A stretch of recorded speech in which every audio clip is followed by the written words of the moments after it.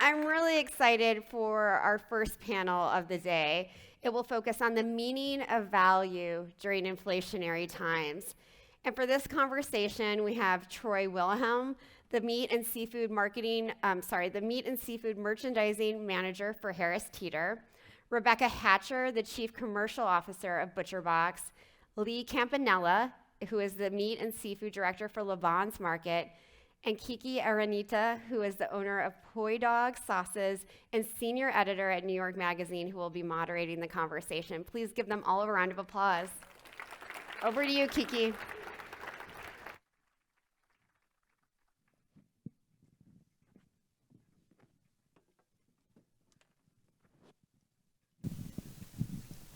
Hi, everyone. Hello. So our first panel of the day, we are featuring people who have very different versions of place. It's nice to see you guys finally in person. So for context, I'm a food editor and writer by day, but I closed my own restaurant, Poi Dog, during the pandemic and morphed it into a Poi Dog, the sauce company. So I straddle a few different worlds, but I also went from having a physical place to having a digital one.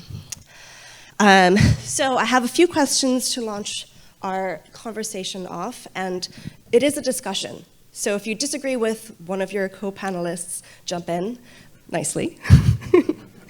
But follow up, and if you really have something that you want to interject, wiggle, and I will see you. All right. So my first question is, how is inflation impacting how your customers are shopping? How do you meet your customer where they're at? And let's start with Troy. Yeah, inflation has changed a lot over the last few years, and it started as panic, during COVID and the pandemic. And then as that eased, we started to see shopping patterns normalize a little bit. We did see some trade in between categories. We saw customers would remain loyal to claims. They would remain loyal to indulgent categories like prime or Wagyu beef. But then there were other categories where they would trade down or trade across. So your conventional beef items would trade into ground beef. Some of your organic chicken would trade into natural. So you saw several trades across categories, but also things that remained strong and persistent throughout. And Reba, ButcherBox grew enormously during and since the pandemic. So how does this question relate to you? How is inflation impacting how your customers are shopping? Yeah, I would say very similar in the way that during the pandemic, there was a lot of panic. So we saw massive growth on the third day of the pandemic. You can actually see the states that were most likely to have already said that there was a COVID pandemic were the first ones to explode. And so then kind of settling into that pandemic style behavior, you had people who then, you had job loss, you had a lot of inflation coming into the household. And so you see people looking for more and more value in their products. And I know we'll talk about that later, but I think that it's important to recognize for ButcherBox, there wasn't really a trade option. And so they had to figure out how were they going to get a bigger pack size, how were they going to add more deals. And so our team did a lot of work around making sure that that was more available to people at that time. Did you find that customers were becoming better educated at portion sizes because of the pandemic? I think people were a lot more inspired during the pandemic. So I think they were more curious about the food that they were eating because they were inside their homes more. So they were able to sit there. Some of you probably made sourdough bread, and that's not a process you were going to do if you didn't have a pandemic. And so when people were doing that, then they were more curious about what they were putting on their plate, how much they were putting on their plate, how could they make something different, and how could they have that excitement. And that's a lot due to the time that they had during that period. Lee, LaBonne's Market has 4 locations, correct? Yes, that's right. 4 locations in Connecticut. And you also have extensive experience as a butcher. Yes, many years. So how do you meet your customer where they're at? So right now we find, monetary value is a big drive to get people into our stores. So a big part of our advertisement is featuring hot deal items, and we started listing monetary savings. And we find that people really focus their shopping experience based off of proteins in our stores. Proteins are really what drives them, and the whole meal is based off of the protein. But it's going to start with the meat.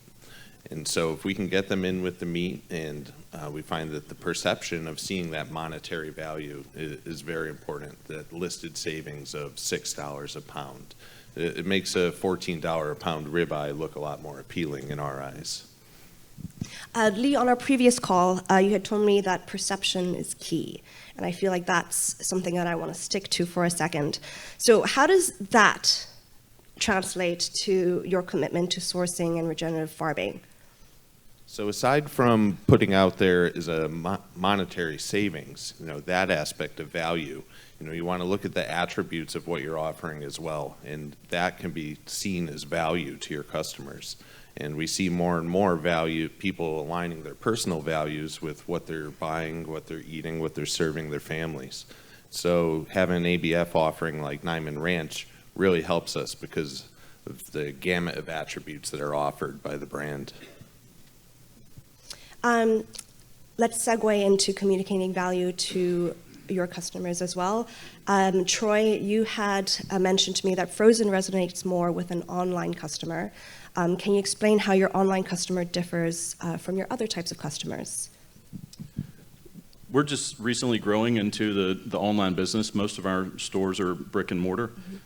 You could probably speak more to the frozen and online part of the business, but I did want to say something in regards to what Lee mentioned about having the hot price and how that's perceived value for a lot of people. I think stores are always going to have that, front page item, that loss leader, that hot price value that's going to appeal to, a large group of people. That's kind of your invitation into your store.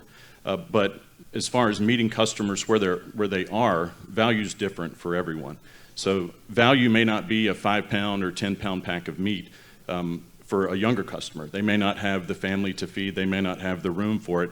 Value's different for everyone. They may want a smaller pack. They may want a smaller item ring. They may want a price point item, or they may want claims or premium, as we talked about earlier. So can you give me an example of how you communicate value to your in-person customers? Yeah, not only through the hot deals. One thing that we're trying to do is a price point program. So we have a net weight program. It's a $5 and $10 program. It's not necessarily a cheap item, but it's a quality item. So those items are very well defined. The customer knows exactly what they're going to get and exactly what they're going to pay for it. They don't have to do math off of a $19.99 per pound price tag. It's a program that's working really well for us. We have selected items like store-made burgers or organic chicken that we put into these price point programs, and it's resonating very well with our shoppers, particularly the younger customers. And you are actually one of, you are Niman's first large-scale grocer, is that correct? I believe so, yeah. Okay, all right, that's what they told me. Yeah, so I think we started with Niman in 08 or 09. During the financial crisis, Niman at that point was largely food service, and we found them somehow. I was still in the stores cutting meat, so I can't tell you exactly how it all started, but we began testing this premium, better for you, great claims, animal welfare, sustainable company. We tested it in about 12 stores and eventually grew it into what it is today, some 15 years later. What do you mean by testing? We didn't go all in, so we probably had 150 stores at the time. Okay. We weren't going to put this premium item in every store. We didn't know if it was right for everyone. We didn't want to expose ourselves in that way, so we just took it slow. We started out in a district, maybe 12 stores, and introduced the Niman pork as a second tier to our conventional pork program. And if it worked in those 12 stores, a few months later, we'd add another district and another one on top of that. And now we currently sell Niman in all 260 stores. Wow.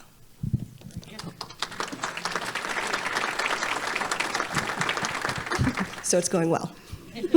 Yeah, it's doing pretty good. And there's a lot of things that we're testing still. Okay. We're working on the Iberian Duroc program. We're rolling it out in the same way. We have it in about 20 stores. We do a lot of processed, hot dogs, sausage, bacon, that kind of thing. So always looking for ways to continue to grow the business and do more and provide that value proposition to that customer as well. So before we move on, let's think about the word testing. So you are all three involved very much with packaging and marketing. And I kind of want to see, well, not a kind of, I actually want to see what that means for each of your roles. So we touched upon frozen, communicating value to customers. Reba, can you tie that together and what that means for ButcherBox? Yeah, I think communicating value has to look like a few things for us. It looks like, first, not going with what we think value is, because I always like to say we're not our best customers. Like, that's not who we are. And so listening to what they have to say, and that number one for them is worry-free, clean meat above and beyond. And so it's like, how do we best communicate that? And so we just launched an overhaul of the way in which we show products on our website by being able to tell you what's the country of origin, where did it come from, is it a farmer, is it in the Midwest, and being able to give that information at the point of purchase instead of just living at the overall kind of ButcherBox name and just saying that. And so I think for customers, it's allowing them to have that transparency and access to information. And then I think when it comes to packaging, for us being a 99% online business, our website is also a form of our packaging, because that's what they're really seeing when they're purchasing. The packaging is after they've already purchased and it's in their home. And so we really do have a lot of that real estate to be able to tell that story, but we do want to be concise because we know there's a lot of intricacies that most consumers don't understand. And so we have to wrap it up very quickly to make sure that they're still getting that. Yeah. How do you grab their attention? Like, how do you like retain it? Yeah, I think it goes back to price, right? So like, if there's a $1 off marker next to it, they're going to be more likely to click it. As much as we all want to say, it's like, oh, if you have this like pretty picture of a farmer, it's like, that's not what's going to do it. People want money in the end, and so we can go off of multiple versions of that, but really getting them in there, seeing the price, and then making them more curious about what that looks like. And for our customers, that's why they chose us usually in the first place as a brand. And Niman finds it incredibly helpful that ButcherBox purchases frozen from them, as it helps manage supply and better balance the carcass. So I realize that you've seen an incredible amount of growth, and the people who are coming to you are, I guess, expecting frozen products. But was there any challenge for you in changing your customer mindsets to accept and want frozen meat? Absolutely. I think our first customers, they really came to us because they were already on specific diets, whether that's keto or paleo. So they were willing to go with ButcherBox because it was the easiest way to get the quality that they wanted. But then the pandemic really forced a lot of people online. And I would say before that, we had people, I would always say, ButcherBox is meat in the mail, less sketchy than it sounds. Because ultimately, like, buying meat in the mail is kind of weird for people. It's not something you've ever done. And so to that conversation earlier around place, they're used to going to a specific place with people that they trust, a lot of people going to butchers, and now you're asking them to buy it online without a face behind the brand. And so we had to do a lot of that work, and then the pandemic really drove people to being more accepting of that. And we can close that gap because it's much smaller now, because people have done it online, they've seen examples of it, they've seen someone else get a ButcherBox across the street from them. And so that kind of loyalty from someone else that you already know really builds that trust. Amazing. Lee, fresh versus frozen. So if I walk into a LaBonne's market, am I encountering a butcher? Like, what do your customers purchase? Like, what do you want to convey to your customers so that they purchase more of one category or another category? Like, talk to me about that mindset. Well, a key part of our business is customer service focus. So you'll certainly have somebody behind the service counter. You'll be greeted, you'll be helped, you'll be pointed in the right direction if you have questions. You will have that face-to-face, one-on-one, conversation with an experienced person. And if they don't know the answer, they're going to go talk to somebody to get the answer. And we actually look at that as another aspect of value. We are still processing in our stores. We've kind of veered away, at least with red meat, as far as prepackaged options. And that's a big selling point for us, is that, if you don't like the thickness of that steak, we'll gladly cut you one in the back and have it right up for you. If you want a larger roast, we'll take care of you. So that's a big win for us, because having that interaction, being able to upsell, maybe they normally buy commodity meats. Now that I have that person-to-person interaction, I can describe something like the Niman Ranch brand and say, hey, have you ever tried this? Why don't you take this pound of hamburger for free? Come back, tell me what you think. I've done that many times. Yeah, it's fascinating to me how you communicate to customers. You're selling the same stuff, but you communicate to customers in such vastly different ways. Lee, I heard that you sold suet for people's bird feeders, which is something I just found out about yesterday. I'm reading Amy Tan's new book on bird watching, because anybody know Amy Tan? Yeah, from the Joy Luck Club. She wrote the Joy Luck Club. She was like one of the most important authors of my youth. So anyway, she wrote a book on bird feeding, and I found out that you can feed your birds suet.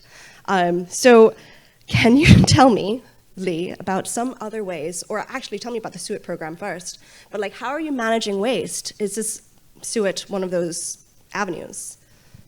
Well, this suet that we're referencing is a traditional commodity package suet. It's not Darn. a byproduct from anything we're processing Sorry. in-house, but it is still something that, back to a frozen aspect, so we sell it frozen, so it's not necessarily perishable short-term. And it's something you can work a high margin on. This suet is popular. Every time I talk about suet, people get interested for some reason. But no, it's a great byproduct, and that's another way of offering value to your customers, in their homes, in their yards, and they look at that as a valued offering. Troy, how does managing waste look like at Harris Teeter? Well, you're always going to have waste because it's a production-based department, and currently we're in some of the highest beef markets that we've seen. So you have to be very careful and direct with your labor standards and your processing standards, but you also have to be very strategic with your price investments as it pertains to value. So as I mentioned earlier, you have the loss leader items in your department that's going to bring the customers in, but then you have to leverage data. You have to work with your vendors and your suppliers to figure out how do you invest efficiently, responsibly in other items to create that value for the customer that you're targeting. Reba, what about waste and ButcherBox? Is that something that you guys have to worry about? I mean, the beauty of frozen is that there's a lot less waste, obviously. I would say, though, when we roll out products, there are always products that we're trying to run down to zero. And in an online world, that can actually be relatively complicated because you're not just like putting the last 2 hamburger packets out there. You're like, okay, well, how am I going to make sure we don't go over, but we don't go under? And so kind of working on that is important. And so whether that's putting it on deal, making sure that you're bundling it with other items that people may like, smarter ordering, better demand planning. And so there's a lot that still goes into it, even if we don't face the same exact waste issue of being in grocery. So in the last 2.5 minutes of this panel, the final question that I have for each of you is, what does growth, sustainable growth, and serving sustainable products look like for you for the next 5 to 10 years? Let's go with Lee, Reba, and then Troy. So I will say over the last several years post-COVID, I've noticed the gap close a lot in costs between traditional commodity meat and a lot of ABF programs, including Niman Ranch. And with that gap being closed, it does make it more accessible for your regular customer to try that upsell. And I anticipate it's staying that way, as doesn't seem commodity beef market's really turning down anytime soon. So I hope the best for it. Yeah. Yeah, I would say that growth looks like making sure that we're making good on our mission to transform the meat industry. And so whether that's being a B Corp or being the first B Corp that's third-party animal welfare certified, that means looking at our customers and making sure that they have exactly what they need and being able to communicate that value back to them consistently and constantly over the next few years. And then making sure that when it comes to their needs, that they're always looking at ButcherBox as a potential option. And so that has to look beyond just raw products on a shelf. It has to be, how is it more convenient? How is it easier for me to cook? And most importantly, how is it inspired cooking? Because a lot of people lost some of that inspiration after after COVID, where they had a lot less time. They went from having all the time to having no time. And so we bought a cooking class company, and so it looks like making sure people get back in the kitchen and they utilize the product and that they have fun overall, and it's not just a chore. I think growth is attracting and retaining the younger customer. So if you're talking the next 5 or 10 years, you have to understand this new customer and what's important to them. So you have to understand the claims they're looking for, the items they're looking for, the deals they're looking for. It's not one size fits all. You mentioned on our call that value is not one-dimensional. And so I think we have to determine specifically what value means to that younger shopper and how do we appeal to that. Are they looking for smaller items? Are they looking for leaner ground beef? Are they looking for animal welfare claims? What is that? And how do we identify that and then invest and capitalize on that? It's all about the younger shopper. What a wonderful way to end our panel. Thank you so much. Thank you, everyone. Please give Reba, Troy, and Leah a huge round of applause. Bigger, come on. Thank you.